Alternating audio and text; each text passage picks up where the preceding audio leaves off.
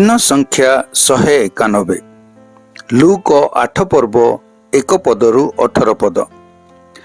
ଏଥିର ଅଳ୍ପ ସମୟ ପରେ ସେ ଆପେ ନଗରରେ ଓ ଗ୍ରାମେ ଗ୍ରାମେ ଘୋଷଣା କରି ଈଶ୍ୱରଙ୍କ ରାଜ୍ୟର ସୁସମାଚାର ପ୍ରଚାର କରି ଭ୍ରମଣ କରିବାକୁ ଲାଗିଲେ। ଆଉ 12 ତାହାଙ୍କ ସଙ୍ଗରେ ଥିଲେ। ପୁଣି ଯେଉଁ ସ୍ତ୍ରୀମାନେ ଦୁଷ୍ଟାତ୍ମା ଓ ରୋଗରୁ ସୁସ୍ଥ କରାଯାଇଥିଲେ, ଏପରି କେତେକ ସ୍ତ୍ରୀ ଲୋକ ଅର୍ଥାତ୍ ମଗ୍ଦଲିନୀ ନାମ୍ନୀ ମରିୟମ, ଯାହାଙ୍କ ଠାରୁ 7 ଭୂତ ବାହାରି ଯାଇଥିଲେ, ହେରୋଦଙ୍କ ବେବର୍ତ୍ତା ଖୋଜାଙ୍କ ଭାର୍ଯ୍ୟା ଜୋହନା, ସୋସାନା, ପୁଣି ଆହୁରି ଅନେକ ସ୍ତ୍ରୀ ଲୋକ ତାହାଙ୍କ ସଙ୍ଗରେ ଥାଇ ଆପଣା ଆପଣା ସମ୍ପତ୍ତି ଦେଇ ସେମାନଙ୍କ ସେବା କରୁଥିଲେ। ବହୁ ସଂଖ୍ୟକ ଲୋକ ଏକତ୍ର ହୁଅନ୍ତେ ଓ ନଗରୁ ଲୋକେ ତାହାଙ୍କ ନିକଟକୁ ଆସନ୍ତେ। ସେ ଦୃଷ୍ଟାନ୍ତ ଦେଇ କହିଲେ, ଜଣେ ବୁଣାଳି ଆପଣା ବିହନ ବୁଣିବାକୁ ବାହାରିଲା। ସେ ବୁଣୁ ବୁଣୁ କେତେକ ବାଟ ପାଖରେ ପଡ଼ିଲା ଓ ପାଦ ତଳେ ଦଳି ହୋଇଗଲା। ପୁଣି ଆକାଶର ଚଢ଼େଇମାନେ ସେଗୁଡ଼ିକ ଖାଇଗଲେ। ଆଉ କେତେକ ପଥର ଉପରେ ପଡ଼ିଲା, ପୁଣି ଗଜା ହୋଇ ରସ ନ ପାଇବାରୁ ଶୁଖିଗଲା। ଆଉ କେତେକ କଣ୍ଟା ଗଛ ଗୁଡ଼ାକ ମଧ୍ୟରେ ପଡ଼ିଲା, ପୁଣି କଣ୍ଟା ଗଛ ଗୁଡ଼ାକ ତାହା ସଙ୍ଗେ ସଙ୍ଗେ ବଢ଼ି ସେଗୁଡ଼ିକୁ ଚାପି ପକାଇଲା। ଅନ୍ୟ କେତେକ ଭଲ ଭୂଇଁରେ ପଡ଼ିଲା, ଆଉ ବଢ଼ି 100 ଗୁଣ ଫଳ ଫଳିଲା। ସେ ଏହା କହୁ କହୁ ଉଚ୍ଚ ସ୍ୱରରେ କହିଲେ, ଯାହାର ଶୁଣିବାକୁ କାନ ଅଛି ସେ ଶୁଣୁ। ତାହାଙ୍କ ଶିଷ୍ୟମାନେ ଏହି ଦୃଷ୍ଟାନ୍ତର ଭାବ କ'ଣ ବୋଲି ପଚାରିବାକୁ ଲାଗିଲେ। ସେଥିରେ ସେ କହିଲେ, ଈଶ୍ୱରଙ୍କ ରାଜ୍ୟର ନିଗୁଢ଼ ତତ୍ତ୍ୱ ସମୂହ ଜାଣିବା ନିମନ୍ତେ ତୁମ୍ଭମାନଙ୍କୁ ଶକ୍ତି ଦିଆଯାଇଅଛି, କିନ୍ତୁ ଅନ୍ୟମାନଙ୍କୁ ଦୃଷ୍ଟାନ୍ତରେ କୁହାଯାଏ, ଯେପରି ସେମାନେ ଦେଖୁ ଦେଖୁ ଦେଖିବେ ନାହିଁ ଓ ଶୁଣୁ ଶୁଣୁ ବୁଝିବେ ନାହିଁ। ଦୃଷ୍ଟାନ୍ତର ଭାବ ଏହି, ବିହନ ଈଶ୍ୱରଙ୍କ ବାକ୍ୟ। ଆଉ ଯେଉଁମାନେ ବାଟ ପାଖରେ ଅଛନ୍ତି, ସେମାନେ ବାକ୍ୟ ଶୁଣନ୍ତି। ତାହାପରେ ଶୟତାନ ଆସି ଯେପରି ସେମାନେ ବିଶ୍ୱାସ କରି ପରିତ୍ରାଣ ନ ପାଆନ୍ତି, ଏଥି ନିମନ୍ତେ ସେମାନଙ୍କ ହୃଦୟରୁ ବାକ୍ୟ ହରଣ କରିନିଏ। ପୁଣି ଯେଉଁମାନେ ପଥର ଉପରେ ଅଛନ୍ତି, ସେମାନେ ବାକ୍ୟ ଶୁଣି ଆନନ୍ଦରେ ଗ୍ରହଣ କରନ୍ତି, କିନ୍ତୁ ସେମାନଙ୍କର ଚେର ନଥିବାରୁ ସେମାନେ ଅଳ୍ପ ସମୟ ବିଶ୍ୱାସ କରନ୍ତି ଓ ପରୀକ୍ଷା ସମୟରେ ଧର୍ମତ୍ୟାଗୀ ହୁଅନ୍ତି।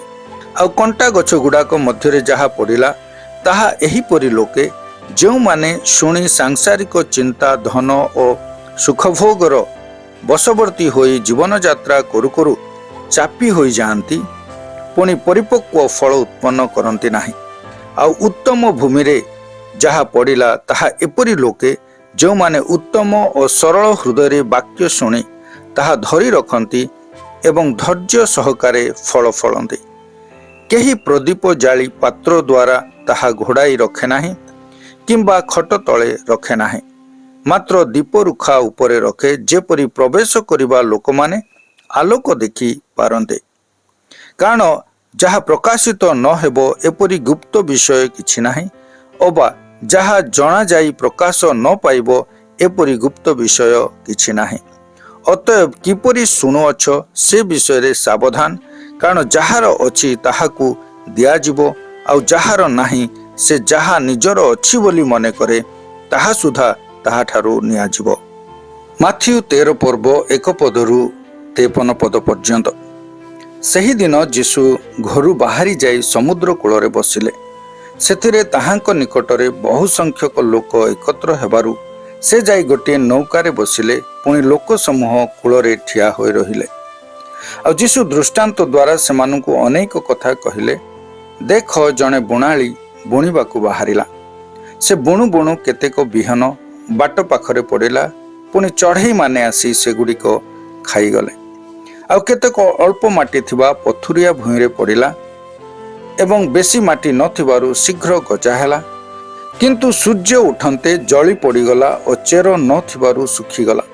ଆଉ କେତେକ କଣ୍ଟା ଗଛ ଗୁଡ଼ାକ ମଧ୍ୟରେ ପଡ଼ିଲା, ପୁଣି କଣ୍ଟା ଗଛ ଗୁଡ଼ାକ ଉଠି ବଡ଼ ହୋଇ ସେଗୁଡ଼ିକୁ ଚାପି ପକାଇଲା।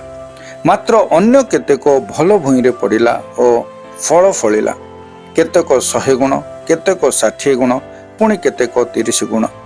ଯାହାର କାନ ଅଛି ସେ ଶୁଣୁ। ଏଥି ଉତ୍ତାରେ ଶିଷ୍ୟମାନେ ତାହାଙ୍କ ପାଖକୁ ଆସି ପଚାରିଲେ, ଆପଣ କାହିଁକି ସେମାନଙ୍କୁ ଦୃଷ୍ଟାନ୍ତ ଦ୍ୱାରା କଥା କହୁଅଛନ୍ତି? ଯୀଶୁ ଉତ୍ତର ଦେଲେ, କାରଣ ସ୍ୱର୍ଗ ରାଜ୍ୟର ନିଗୁଢ଼ ତତ୍ତ୍ୱ ସମୂହ ଜାଣିବା ନିମନ୍ତେ ତୁମ୍ଭମାନଙ୍କୁ ଶକ୍ତି ଦିଆଯାଇଅଛି, କିନ୍ତୁ ସେମାନଙ୍କୁ ଦିଆଯାଇ ନାହିଁ। ଯେଣୁ ଯାହାର ଅଛି ତାହାକୁ ଦିଆଯିବ, ଆଉ ତାହାର ପ୍ରଚୁର ହେବ, କିନ୍ତୁ ଯାହାର ନାହିଁ ତାହା ପାଖରେ ଯାହା ଅଛି ତାହା ହିଁ ତାହାଠାରୁ ନିଆଯିବ। ସେମାନେ ଦେଖୁ ଦେଖୁ ଦେଖନ୍ତି ନାହିଁ ଓ ଶୁଣୁ ଶୁଣୁ ଶୁଣନ୍ତି ନାହିଁ କି ବୁଝନ୍ତି ନାହିଁ। ଏଣୁ ମୁଁ ସେମାନଙ୍କୁ ଦୃଷ୍ଟାନ୍ତ ଦ୍ୱାରା କଥା କହୁଅଛି। ଆଉ ଯିଶାୟଙ୍କର ଏହି ଭାବବାଣୀ ସେମାନଙ୍କ ସମ୍ବନ୍ଧରେ ସଫଳ ହେଉଅଛି, ତୁମ୍ଭେମାନେ ଶୁଣୁ ଶୁଣୁ ଶୁଣିବ, କିନ୍ତୁ କୌଣସି ପ୍ରକାରେ ବୁଝିବ ନାହିଁ। ପୁଣି ଦେଖୁ ଦେଖୁ ଦେଖିବ, କିନ୍ତୁ କୌଣସି ପ୍ରକାରେ ଜ୍ଞାତ ହେବ ନାହିଁ। କାରଣ ଏହି ଲୋକମାନଙ୍କର ହୃଦୟ ଜଡ଼ ହେଲା। ସେମାନେ କାନରେ କଷ୍ଟରେ ଶୁଣିଲେ ଓ ଆପଣା ଆପଣା ଆଖି ବୁଜିଲେ, ଯେପରି ସେମାନେ ଆଖିରେ ଦେଖିବେ ନାହିଁ ଓ କାନରେ ଶୁଣିବେ ନାହିଁ, ଆଉ ହୃଦୟରେ ବୁଝିବେ ନାହିଁ, ପୁଣି ଫେରି ଆସିବେ ନାହିଁ, ଆଉ ଆମ୍ଭେ ସେମାନଙ୍କୁ ସୁସ୍ଥ କରିବୁ ନାହିଁ। କିନ୍ତୁ ଧନ୍ୟ ତୁମ୍ଭମାନଙ୍କ ଚକ୍ଷୁ, ଯେଣୁ ତାହା ଦେଖେ, ଧନ୍ୟ ତୁମ୍ଭମାନଙ୍କ କର୍ଣ୍ଣ, ଯେଣୁ ତାହା ଶୁଣେ। କାରଣ ମୁଁ ତୁମ୍ଭମାନଙ୍କୁ ସତ୍ୟ କହୁଅଛି, ତୁମ୍ଭେମାନେ ଯାହା ଯାହା ଦେଖୁଅଛ, ସେହି ସବୁ ଅନେକ ଭାବବାଦୀ ଓ ଧାର୍ମିକ ଲୋକ ଦେଖିବାକୁ ବାଞ୍ଛା କଲେ, କିନ୍ତୁ ଦେଖିଲେ ନାହିଁ। ପୁଣି ତୁମ୍ଭେମାନେ ଯାହା ଯାହା ଶୁଣୁଅଛ, ସେହି ସବୁ ସେମାନେ ଶୁଣିବାକୁ ବାଞ୍ଛା କଲେ, କିନ୍ତୁ ଶୁଣିଲେ ନାହିଁ। ତେବେ ତୁମ୍ଭେମାନେ ବୀଜ ବପନକାରୀର ଦୃଷ୍ଟାନ୍ତ ଶୁଣ। ଯେ କେହି ରାଜ୍ୟର ବାକ୍ୟ ଶୁଣି ନ ବୁଝେ, ପାପାତ୍ମା ଆସି ତାହାର ହୃଦୟରେ ଯାହା ବୁଣାଯାଇଥିଲା ତାହା ହରଣ କରିନିଏ। ସେ ଜଣକ ବୁଣାଯାଇଥିବା ବାଟ ପାଖ ଭୂମି ସଦୃଶ, ଯେ ବାକ୍ୟ ଶୁଣିବା କ୍ଷଣି ଆନନ୍ଦରେ ତାହା ଗ୍ରହଣ କରେ, କିନ୍ତୁ ତାହାଠାରେ ଚେର ନ ମାଡ଼ିବାରୁ କ୍ଷଣ କାଳ ମାତ୍ର ସ୍ଥିର ହୋଇ ରହେ। ପରେ ବାକ୍ୟ ସକାଶେ କ୍ଲେଶ ବା ତାଡ଼ନା ଘଟିଲେ ସେହି କ୍ଷଣି ବିଘ୍ନ ପାଏ। ସେହି ଜଣକ ବୁଣାଯାଇଥିବା ପଥୁରିଆ ଭୂମି ସଦୃଶ, ଯେ ବାକ୍ୟ ଶୁଣେ, ପୁଣି ସାଂସାରିକ ଚିନ୍ତା ଓ ଧନର ମାୟା ବାକ୍ୟକୁ ଚାପି ପକାଏ, ଆଉ ସେ ଫଳହୀନ ହୁଏ। ସେହି ଜଣକ ବୁଣାଯାଇଥିବା କଣ୍ଟକମୟ ଭୂମି ସଦୃଶ। କିନ୍ତୁ ଯେ ବାକ୍ୟ ଶୁଣି ବୁଝେ ଓ ପ୍ରକୃତରେ ଫଳ ଫଳେ, କେହି 100 ଗୁଣ, କେହି 60 ଗୁଣ, କେହି 30 ଗୁଣ, ସେହି ଜଣକ ବୁଣାଯାଇଥିବା ଉତ୍ତମ ଭୂମି ସଦୃଶ।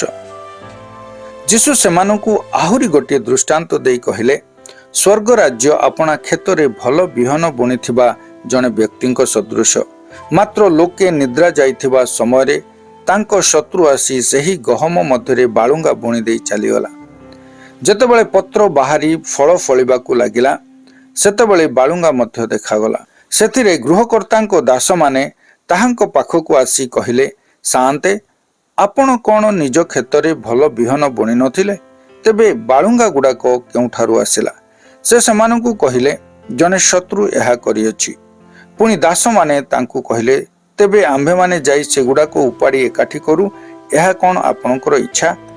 କିନ୍ତୁ ସେ କହିଲେ, ନା, କାଳେ ତୁମ୍ଭେମାନେ ବାଳୁଙ୍ଗା ଏକାଠି କରୁ କରୁ ସେଗୁଡ଼ାକ ସାଙ୍ଗରେ ଗହମ ଉପାଡ଼ି ପକାଇବ।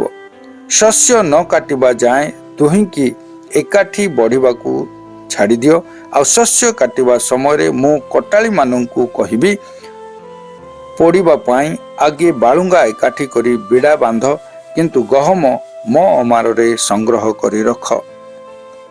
ଯୀଶୁ ସେମାନଙ୍କୁ ଆଉ ଗୋଟିଏ ଦୃଷ୍ଟାନ୍ତ ଦେଇ କହିଲେ, ସ୍ୱର୍ଗ ରାଜ୍ୟ ଏ ପ୍ରକାର ଗୋଟିଏ ସୋରିଷ ଦାନା ପରି, ଯାହା ନେଇ ଜଣେ ଲୋକ ଆପଣା କ୍ଷେତରେ ବୁଣିଲା।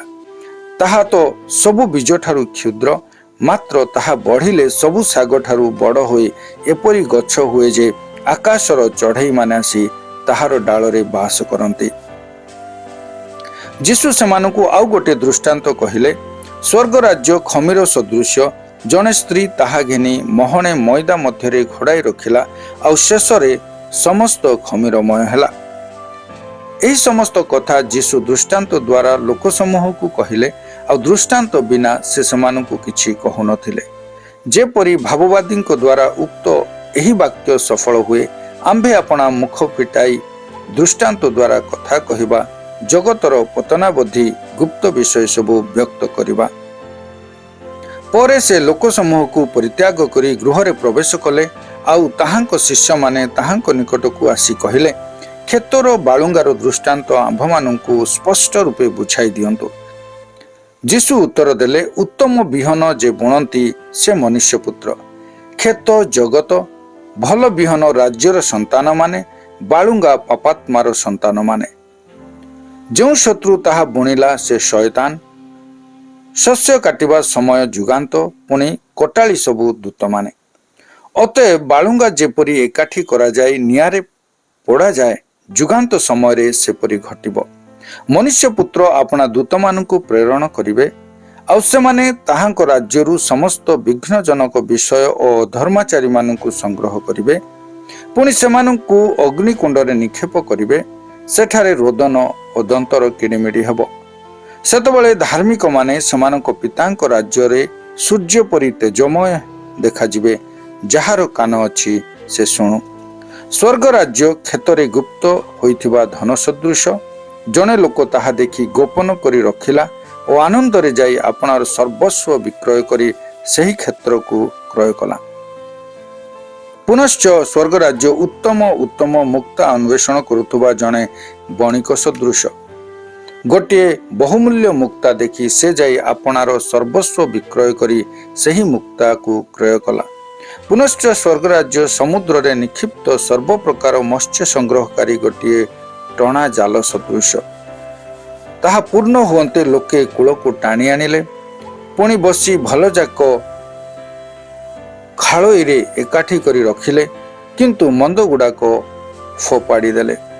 ଯୁଗାନ୍ତ ସମୟରେ ସେହିପରି ଘଟିବ। ଦୂତମାନେ ବାହାରି ଆସି ଧାର୍ମିକମାନଙ୍କ ମଧ୍ୟରୁ ଦୁଷ୍ଟମାନଙ୍କୁ ବିଭିନ୍ନ କରିବେ, ପୁଣି ସେମାନଙ୍କୁ ଅଗ୍ନିକୁଣ୍ଡରେ ପକାଇଦେବେ, ସେଠାରେ ରୋଦନ ଓ ଦନ୍ତର କିଡ଼ିମିଡ଼ି ହେବ। ତୁମ୍ଭେମାନେ କ'ଣ ଏହିସବୁ କଥା ବୁଝିଲ? ସେମାନେ ତାହାଙ୍କୁ କହିଲେ, ହଁ। ସେଥିରେ ଯୀଶୁ ସେମାନଙ୍କୁ କହିଲେ, ତେବେ ଯେଉଁ ଗୃହକର୍ତ୍ତା ଆପଣା ଭଣ୍ଡାରରୁ ନୂଆ ଓ ପୁରୁଣା ପଦାର୍ଥ ବାହାର କରେ, ସ୍ୱର୍ଗ ରାଜ୍ୟର ଶିଷ୍ୟ ହୋଇଥିବା ପ୍ରତ୍ୟେକ ଶାସ୍ତ୍ରୀ ତାହାରି ସଦୃଶ।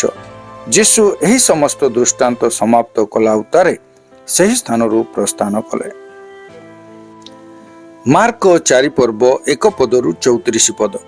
ସେ ସମୁଦ୍ର କୂଳରେ ପୁନର୍ବାର ଶିକ୍ଷା ଦେବାକୁ ଲାଗିଲେ, ଆଉ ଏତେ ଅଧିକ ସଂଖ୍ୟକ ଲୋକ ତାହାଙ୍କ ନିକଟରେ ଏକତ୍ର ହେଲେ ଯେ ସେ ସମୁଦ୍ରରେ ଥିବା ଗୋଟିଏ ନୌକାରେ ଯାଇ ବସିଲେ ଓ ଲୋକସମୂହ ସମୁଦ୍ର ନିକଟବର୍ତ୍ତୀ ସ୍ଥଳରେ ରହିଲେ। ସେତେବେଳେ ଯୀଶୁ ଦୃଷ୍ଟାନ୍ତରେ ସେମାନଙ୍କୁ ଅନେକ ବିଷୟ ଶିକ୍ଷା ଦେବାକୁ ଲାଗିଲେ। ପୁଣି ଆପଣା ଶିକ୍ଷା ମଧ୍ୟରେ ସେମାନଙ୍କୁ କହିଲେ, ଶୁଣ, ଦେଖ, ଜଣେ ବୁଣାଳି ବୁଣିବାକୁ ବାହାରିଲା। ସେ ବୁଣୁ ବୁଣୁ କେତେକ ବିହନ ବାଟ ପାଖରେ ପଡ଼ିଲା, ପୁଣି ଚଢ଼େଇମାନେ ଆସି ସେଗୁଡ଼ାକ ଖାଇଗଲେ। ଆଉ କେତେକ ଅଳ୍ପ ମାଟି ଥିବା ପଥୁରିଆ ଭୂଇଁରେ ପଡ଼ିଲା, ଏବଂ ବେଶୀ ମାଟି ନଥିବାରୁ ଶୀଘ୍ର ଗଜା ହେଲା, କିନ୍ତୁ ସୂର୍ଯ୍ୟ ଉଠନ୍ତେ ଜଳି ପଡ଼ିଗଲା ଓ ଚେର ନଥିବାରୁ ଶୁଖିଗଲା। ଆଉ କେତେକ କଣ୍ଟା ଗଛ ଗୁଡ଼ାକ ମଧ୍ୟରେ ପଡ଼ିଲା, ପୁଣି କଣ୍ଟା ଗଛ ଗୁଡ଼ାକ ଉଠି ବଡ଼ ହୋଇ ସେଗୁଡ଼ାକୁ ଚାପି ପକାଇଲା ଏବଂ କୌଣସି ଫଳ ଫଳିଲା ନାହିଁ।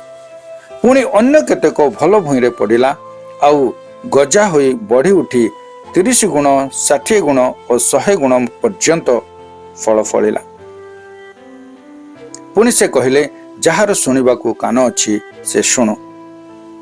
ସେ ଏକାକୀ ଥିବା ସମୟରେ ତାହାଙ୍କ ସଙ୍ଗୀମାନେ ଦ୍ୱାଦଶଙ୍କ ସହିତ ତାହାଙ୍କୁ ସେହି ଦୃଷ୍ଟାନ୍ତ ଗୁଡ଼ିକ ବିଷୟରେ ପଚାରିବାକୁ ଲାଗିଲେ। ସେଥିରେ ସେ ସେମାନଙ୍କୁ କହିଲେ, ଈଶ୍ୱରଙ୍କ ରାଜ୍ୟର ନିଗୁଢ଼ ତତ୍ତ୍ୱ ଜାଣିବା ନିମନ୍ତେ ତୁମ୍ଭମାନଙ୍କୁ ଶକ୍ତି ଦିଆଯାଇଅଛି, କିନ୍ତୁ ସେହି ବାହାର ଲୋକମାନଙ୍କୁ ସମସ୍ତ ବିଷୟ ଦୃଷ୍ଟାନ୍ତରେ କୁହାଯାଉଅଛି, ଯେପରି ସେମାନେ ଦେଖୁ ଦେଖୁ ଜ୍ଞାତ ହୁଅନ୍ତି ନାହିଁ, ପୁଣି ଶୁଣୁ ଶୁଣୁ ବୁଝନ୍ତି ନାହିଁ, କାଳେ ସେମାନେ ଫେରି ଆସନ୍ତି ଓ କ୍ଷମାପ୍ରାପ୍ତ ହୁଅନ୍ତି। ଯୀଶୁ ପୁଣି ସେମାନଙ୍କୁ କହିଲେ, ତୁମ୍ଭେମାନେ କି ଏହି ଦୃଷ୍ଟାନ୍ତ ବୁଝୁନାହ? ତେବେ କିପରି ସମସ୍ତ ଦୃଷ୍ଟାନ୍ତ ବୁଝିବ? ବୁଣାଳି ବାକ୍ୟ ବୁଣେ। ଯେଉଁମାନେ ଶୁଣନ୍ତି, ପୁଣି ଶୁଣିବା କ୍ଷଣି ଶୟତାନ ଆସି ସେମାନଙ୍କଠାରେ ବୁଣା ଯାଇଥିବା ବାକ୍ୟ ହରଣ କରି ସେମାନେ ବାକ୍ୟ ବୁଣା ଯାଇଥିବା ବାଟ ପାଖ ଭୂମି ସଦୃଶ। ସେହିପରି ଯେଉଁମାନେ ବାକ୍ୟ ଶୁଣିବା କ୍ଷଣି ଆନନ୍ଦରେ ତାହା ଗ୍ରହଣ କରନ୍ତି, କିନ୍ତୁ ସେମାନଙ୍କଠାରେ ଚେର ନ ମାଡ଼ିବାରୁ କ୍ଷଣକାଳ ମାତ୍ର ସ୍ଥିର ରହନ୍ତି, ପରେ ବାକ୍ୟ ସକାଶେ କ୍ଲେଶ ବା ତାଡ଼ନା ଘଟିଲେ ସେହି କ୍ଷଣି ବିଘ୍ନ ପାଆନ୍ତି, ସେମାନେ ବୁଣା ଯାଇଥିବା ପଥୁରିଆ ଭୂମି ସଦୃଶ। ଆଉ ଯେଉଁମାନେ ବାକ୍ୟ ଶୁଣନ୍ତି, ପୁଣି ସାଂସାରିକ ଚିନ୍ତା, ଧନର ମାୟା ଓ ଅନ୍ୟ ସମସ୍ତ ବିଷୟର ଲାଳସା ପ୍ରବେଶ କରି ବାକ୍ୟକୁ ଚାପି ପକାଏ ଓ ତାହା ଫଳହୀନ ହୁଏ। ସେହି ଅନ୍ୟ ପ୍ରକାର ଲୋକେ ବୁଣା ଯାଇଥିବା କଣ୍ଟକମୟ ଭୂମି ସଦୃଶ୍ୟ। ଆଉ ଯେଉଁମାନେ ବାକ୍ୟ ଶୁଣି ତାହା ଗ୍ରହଣ କରନ୍ତି ଏବଂ 30 ଗୁଣ 60 ଗୁଣ ଓ 100 ଗୁଣ ଫଳ ଫଳନ୍ତି, ସେମାନେ ବୁଣା ଯାଇଥିବା ଉତ୍ତମ ଭୂମି ସଦୃଶ୍ୟ। ପୁନଶ୍ଚ ଯୀଶୁ ସେମାନଙ୍କୁ କହିଲେ, ଦୀପ କ'ଣ ମାଣ ତଳେ ବା ଖଟ ତଳେ ରଖାଯିବା ନିମନ୍ତେ ଅଣାଯାଏ? ଦୀପ ରୁଖା ଉପରେ ରଖାଯିବା ନିମନ୍ତେ କି ତାହା ଅଣାଯାଏ ନାହିଁ? କାରଣ ପ୍ରକାଶିତ ନ ହେବା ଉଦ୍ଦେଶ୍ୟରେ କିଛି ଗୁପ୍ତ ନାହିଁ, ଆଉ ଯାହା ଗୁପ୍ତ ହୋଇଅଛି ତାହା ପ୍ରକାଶିତ ହେବା ଉଦ୍ଦେଶ୍ୟରେ ଗୁପ୍ତ ହୋଇଅଛି। ଯଦି କାହାର ଶୁଣିବାକୁ କାନ ଅଛି, ସେ ଶୁଣୁ। ଯୀଶୁ ପୁଣି ସେମାନଙ୍କୁ କହିଲେ, କ'ଣ ଶୁଣୁଅଛ ସେ ବିଷୟରେ ସାବଧାନ। ଯେଉଁ ମାପରେ ମାପ କର, ସେହି ମାପରେ ତୁମ୍ଭମାନଙ୍କୁ ମପାଇ ଦିଆଯିବ ଏବଂ ତୁମ୍ଭମାନଙ୍କୁ ଅଧିକ ଦିଆଯିବ। କାରଣ ଯାହାର ଅଛି ତାହାକୁ ଦିଆଯିବ, ଆଉ ଯାହାର ନାହିଁ ତାହା ପାଖରେ ଯାହା ଅଛି ତାହା ସୁଦ୍ଧା ତାହାଠାରୁ ନିଆଯିବ। ଆହୁରି ସେ କହିଲେ, ଈଶ୍ୱରଙ୍କ ରାଜ୍ୟ ଏହି ପ୍ରକାର ଯେପରି ଜଣେ ଲୋକ ଭୂମିରେ ବିହନ ବୁଣେ, ପୁଣି ରାତ୍ରିରେ ନିଦ୍ରା ଯାଏ ଓ ଦିବସରେ ଜାଗ୍ରତ ହୁଏ, ଆଉ ବିହନ କିପରି ଅଙ୍କୁରିତ ହୋଇ ବୃଦ୍ଧି ପାଏ ତାହା ସେ ଜାଣେ ନାହିଁ। ଭୂମି ଆପେ ଫଳ ଉତ୍ପନ୍ନ କରେ, ପ୍ରଥମରେ ପତ୍ର, ପରେ ଶିଂସା, ତାପରେ ଶିଂସାରେ ପୂର୍ଣ୍ଣ ଶସ୍ୟ। କିନ୍ତୁ ଶସ୍ୟ ପାଚିଲା କ୍ଷଣି ଫସଲ ସମୟ ଉପସ୍ଥିତ ହେବାରୁ ସେ ଦାଆ ଲଗାଏ। ଯୀଶୁ ପୁଣି କହିଲେ, ଆମ୍ଭେମାନେ କାହା ସଙ୍ଗରେ ଈଶ୍ୱରଙ୍କ ରାଜ୍ୟର ତୁଳନା କରିବା? କିମ୍ବା କେଉଁ ଦୃଷ୍ଟାନ୍ତରେ ତାହା ବୁଝାଇବା? ତାହା ଗୋଟିଏ ସୋରିଷ ଦାନା ପରି ଭୂମିରେ ବୁଣାଯିବା ସମୟରେ ତାହା ପୃଥିବୀର ସମସ୍ତ ବୀଜଠାରୁ କ୍ଷୁଦ୍ର, ମାତ୍ର ବୁଣାଗଲେ ତାହା ବଢ଼ି ଉଠି ସବୁ ଶାଗଠାରୁ ବଡ଼ ହୁଏ, ପୁଣି ତାହାର ଏପରି ବଡ଼ ବଡ଼ ଡାଳ ହୁଏ ଯେ ଆକାଶର ଚଢ଼େଇମାନେ ତାହାର ଛାୟାରେ ବାସ କରନ୍ତେ। ଯୀଶୁ ଏହି ପ୍ରକାର ଅନେକ ଦୃଷ୍ଟାନ୍ତ ଦ୍ୱାରା ସେମାନଙ୍କ ଶୁଣିବା ଶକ୍ତି ଅନୁସାରେ ସେମାନଙ୍କ ନିକଟରେ ବାକ୍ୟ ପ୍ରଚାର କରୁଥିଲେ। ଆଉ ଦୃଷ୍ଟାନ୍ତ ବିନା ଯୀଶୁ ସେମାନଙ୍କ ନିକଟରେ କୌଣସି କଥା କହୁନଥିଲେ, କିନ୍ତୁ ଯୀଶୁ ଗୋପନରେ ଆପଣା ଶିଷ୍ୟମାନଙ୍କୁ ସମସ୍ତ ବିଷୟ ବୁଝାଇ ଦେଉଥିଲେ। ଲୁକ 12 ପର୍ବ 1 ପଦରୁ 13 ପର୍ବ 9 ପଦ ପର୍ଯ୍ୟନ୍ତ। ଏଥିମଧ୍ୟରେ ଅସଂଖ୍ୟ ଲୋକ ଏକତ୍ର ହୋଇ ପରସ୍ପର ଉପରେ ମାଡ଼ି ପଡ଼ୁଥିଲେ। ସେତେବେଳେ ସେ ପ୍ରଥମେ ଆପଣା ଶିଷ୍ୟମାନଙ୍କୁ କହିବାକୁ ଲାଗିଲେ, ଫାରୁସୀମାନଙ୍କ ଖମିର ସ୍ୱରୂପ କପଟତା ବିଷୟରେ ସାବଧାନ ହୋଇଥାଏ।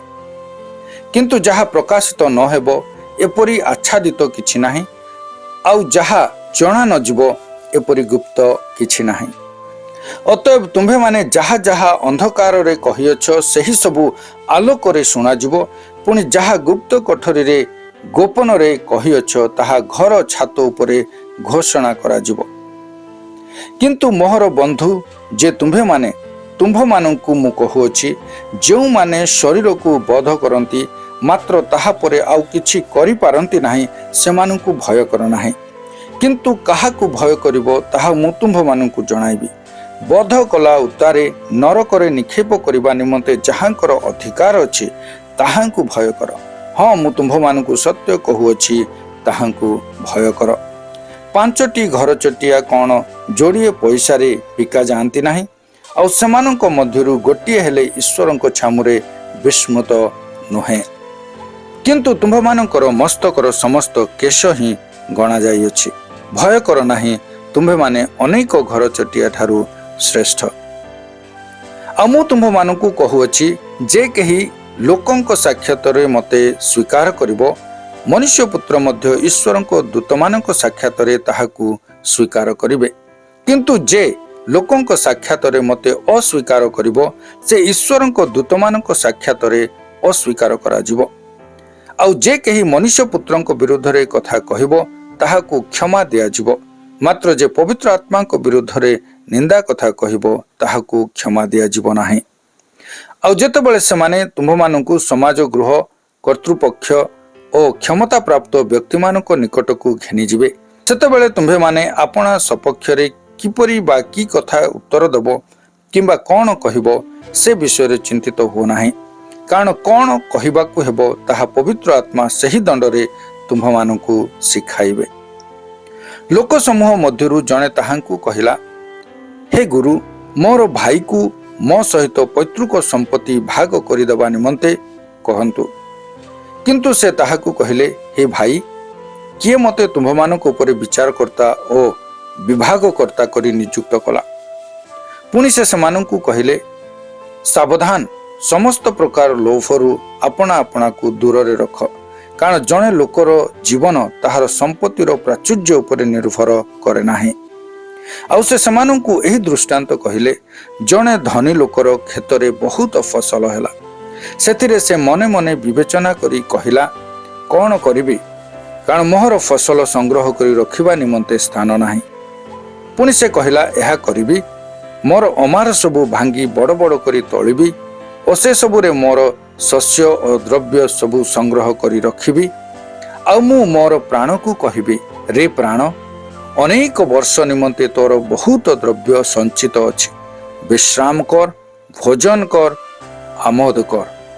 किंतु ईश्वर ताहाकू कहले, रे निर्बोध, आजि रातिरे तोर प्राण तो ठारू नियाजिबो, सेथिरे तू जहा जहा आयोजन करियछु सेही सबु काहार हेबो। जे अपना निमंते धन संचय करे किंतु ईश्वरଙ୍କ विषय धनी नुहे, ताहा प्रति एहिपरि घटे। से अपना शिष्य मानकू कहले, ए निमंते मु तुम्भ मानकू कहुअछि, कौन खाइबो एपरि भाली तुम्भ मानक जीवन निमंते, कियो बा कौन पिंधिबो एपरि भाली तुम्भ मानक शरीर निमंते मध्य चिंता कर नाही। कारण भक्ष्य अपेक्षा जीवन और वस्त्र अपेक्षा शरीर श्रेष्ठ। कुआ मानक विषय भावी देख, सेमाने बुणती नाही कि काटती नाही, पुणी सेमानंकर गोला घर बा ओमार नाही, आउ ईश्वर सेमानंकु आहार दियंती। तुम्हे माने पक्षी मानक अपेक्षा केते अधिक श्रेष्ठ। पुणी तुम्ह मानक मध्यरे किए चिंता करी करी अपना आयु हाते दीर्घ करि पारे। अतएव तुम्हे माने जदि सबुठारु क्षुद्र विषय सुधा करबाकू सक्षम नुह, तेबे अन्य समस्त विषय संबंध रे काहेकि चिंता करूअछ। पुष्प गुड़िक विषय भावी देख, से गुड़िक किपरि सूता काटती नाही कि बुणती नाही, तथापि मु तुम्ह मानकू कहुअछि, सलोमन सुधा आपणार समस्त ऐश्वर्य एगुड़ाक मध्यरु गोटिक परि विभूषित नथिले। किंतु जो घास आज क्षेत्र अच्छी आउ काली चुली रे पका जाए, ताहाकू जबे ईश्वर ए प्रकार वेश दियंती, तेबे हे अल्प विश्वासी माने से तुम्भ मानकू केते अधिक रूपे न देबे।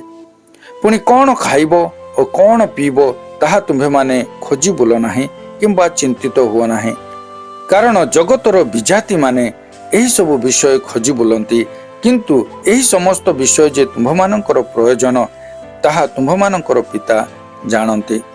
बरंच तुम्भे माने ताहांको राज्य अन्वेषण कर, आउ एही समस्त विषय मध्य तुम्भ मानकू दिया जिवो। हे सानपल, भय कर नाही, कारण तुम्भ मानकू सेही राज्य देवा निमंते तुम्भ मानक पितांकर संतोष। तुम्भ मानकर जहा अछि ताहा विक्रय करी दान कर, जहा क्षय पाए नाही एपरी थली आपणा पाने निमंते प्रस्तुत कर, जोठारे चोर निकटकू आसे नाही किंबा कीट नष्ट करे नाही, एपरी स्वर्ग रे अक्षय धन संचय कर। कारण जोठारे तुम्भ मानकर धन सेही ठारे मध्य तुम्भ मानकर मन। तुम्भ मानकर कटी बंधा थाउ और प्रदीप जळु थाउ। आ प्रभु विवाह उत्सवरु बाहुड़ी आसी द्वार रे मारिबा मात्रे जो लोक माने तांको निमंते तत्क्षणा द्वार फिटाइबाकू अपेक्षा रे थांती, तुम्भे माने सेमानक परि होई रही थाओ। प्रभु आसी जो दास मानकू जाग्रत देखिबे सेमाने धन्य। मु तुम्भ मानकू सत्य कहुअछि, से आपणार कटिबंधन करी सेमानकू भोजन रे बसाई निकटकू जाई सेवा करिवे। आउ से जदि द्वितीय कि तृतीय प्रहर रे सुधा आसी सेमानकू सेपरि देखंती, ताहाले सेही दास माने धन्य। किंतु यह जानि थाओ, केउ दंडरे चोर आसीबो यह गृहकर्ता जबे जानते, ताहाले से अपना गृह रे सिंधी काटिबाकू दियंते नाही। तुम्हे माने मध्य प्रस्तुत होई थाओ, कारण जो दंडरे तुम्हे माने मने करू नथिबो सेही दंडरे मनुष्य पुत्र आसीबे। सेतिरे पितर कहिले, हे प्रभु, आपण केवल आंभ मानंकू ना समस्तंकू ए दृष्टांत कहुअछन्ते।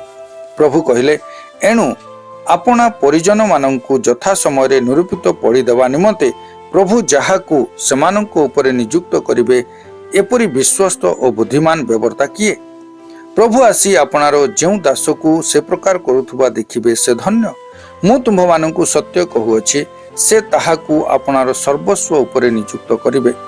किंतु जदि सही दास मोहर प्रभु को आसबार विलंब अछि बोली मने मने कही दास दासी मानू प्रहार करने एवं भोजन पान करी मत हेबाकू आरंभ करे, ताहले जो दिन से अपेक्षा करू नथिबो और जो दंड से जानी नथिबो सही दिन और सही दंडरे ताहार प्रभु आसिबे। पुणी से ताहाकू द्विखंड करी अविश्वासी मानक सहित ताहार अंश निरूपण करिवे।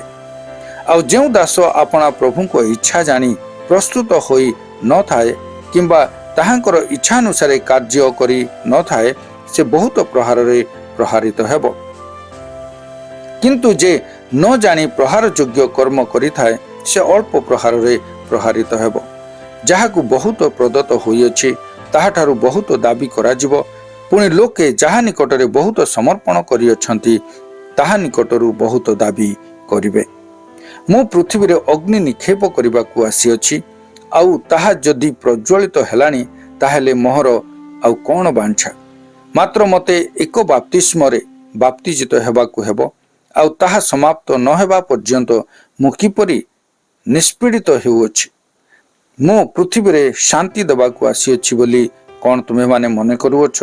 मु तुम मानकू कहूअछि ना, बरं भेद जन्माइबाकू आसीअछि। कारण अद्यावधि गोटे गृह रे 5 जन थिले, 2 जनक विरुद्ध रे 3 जन और 3 जनक विरुद्ध रे 2 जन विभिन्न हेबे। पुत्र विरुद्ध रे पिता, पिता विरुद्ध रे पुत्र, कन्या विरुद्ध रे माता, माता विरुद्ध रे कन्या, बहु विरुद्ध रे सासु और सासु विरुद्ध रे बहु भिन्न हेबे। पुणी से लोक समूह को मध्य कहले, पश्चिम दिगरे मेघ उठुथिबा देखिले सही क्षणी तुम्भे माने कुह वर्षा आसुअछि, आउ सही परि घटे। पुणी दक्षिणा पवन बहिबा देखिले तुम्भे माने कुह बड़ खरा हेबो, पुणी ताहा घटे। रे कपटी माने तुम्भे माने पृथ्वी और आकाशर लक्षण सबु बुझी पारुअछ, किंतु एही कालर लक्षण सबु किपरि बुझु नाह, आउ निजे निजे काहेकि न्याय विचार करू नाह। कारण तुम्भर विवादी सहित शासनकर्ता छामुकू जाउथुबा समय पथ मध्य ताहाठारु मुक्त हेबा पाई यत्न कर। काले से तुमको विचारकर्ता निकट को टाणी घेनीजिब। पुणी विचारकर्ता तुमको पदातिक हस्तर समर्पण करिवे, आ पदातिक तुमको कारागार रे निक्षेप करिवो। मु तुमको कहूअछि तुम्बे शेष कौड़ीटी न सुझिबा पर्यंत सेही स्थानरू कौनसी प्रकार बाहरी आसी पारिबो नाही। सही समय केतेक लोक आसी पिलातो जो गालिलिय मानक रक्त सेमानकर बलि सहित मिश्रित करथिले सेमानक विषय ताहांकू जणाइले। सेतिरे से सेमानकू उत्तर देले, एहा सबु भोग करिबारु एही गालिलिय माने अन्य समस्त गालिलिय मानक अपेक्षा अधिक पापी बोली कि तुमे माने मने करूअछ। मु तुम्भ मानकू कहूअछि ना, किंतु मन परिवर्तन न कले तुम्भे माने समस्ते सही प्रकार विनष्ट हेबो। किंबा सिलोहरे सही जो 18 जनक उपरे प्रहरी गृह पड़ी सेमानंकर प्राणनाश कला, सेमाने समस्त जेरुसालेम वासी अपेक्षा अधिक अपराधी बोली कि तुम्हे माने मने करूअछ। मु तुम्भ मान कहूअछि ना, किंतु मन परिवर्तन न कले तुम्हे माने समस्ते सही परि विनष्ट हेबो। आउ से एही दृष्टांत कहले, जनकर द्राक्षा क्षेत्र रे गोटे डिंबिरी गछ लगा जाइथिला। से आसी सेथिरे फल खोजिले किंतु पाइले नाही। तेणु से मालिकी कहले, देखो एही 3 वर्ष हैला मु आसी एही डिमिरी गछरे फल खोजुअछि किंतु पाउ नाही। एहाकू हानि पकाओ, एइटा काहेकि भूमि को मध्य अकर्मण्य करूअछि।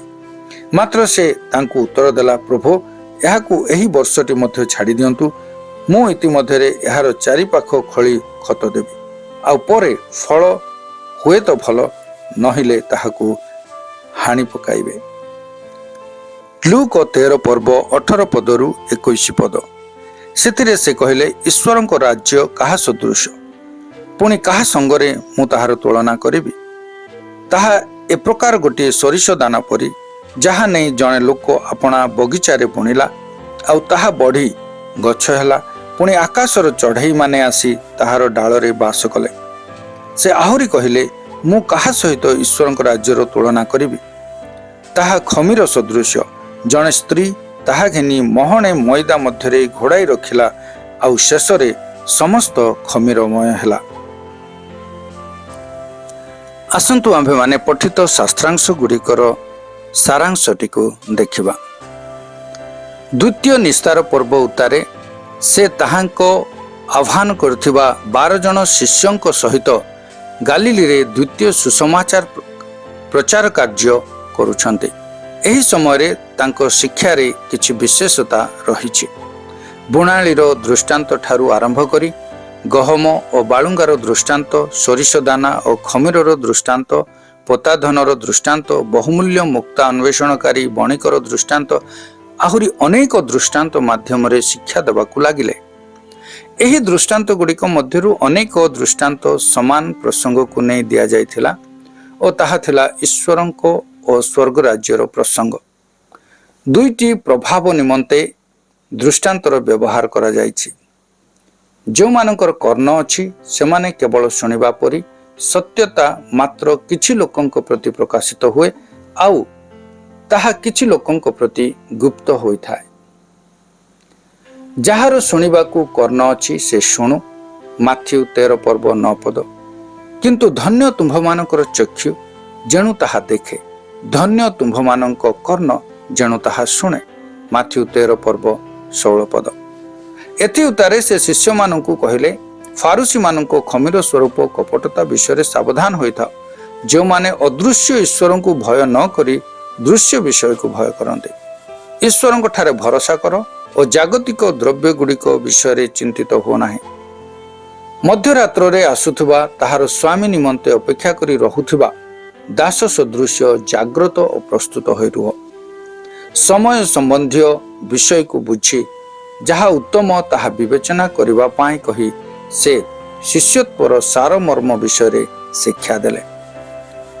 18 ବର୍ଷ ପର୍ଯ୍ୟନ୍ତ ଦୁର୍ବଳକାରୀ ଆତ୍ମା ଦ୍ୱାରା ଆବିଷ୍ଟ ଜଣେ ସ୍ତ୍ରୀ ଲୋକ ଯେ କୁବ୍ଜା ହୋଇ କୌଣସି ପ୍ରକାରେ ଆପଣାକୁ ସିଧା କରିପାରୁନଥିଲା, ଯୀଶୁ ତାହାକୁ ବିଶ୍ରାମ ବାରରେ ସୁସ୍ଥ କଲେ, ଯଦ୍ୱାରା ବିଶ୍ରାମ ବାରର ବିବାଦ ପୁନର୍ବାର ଦେଖାଗଲା।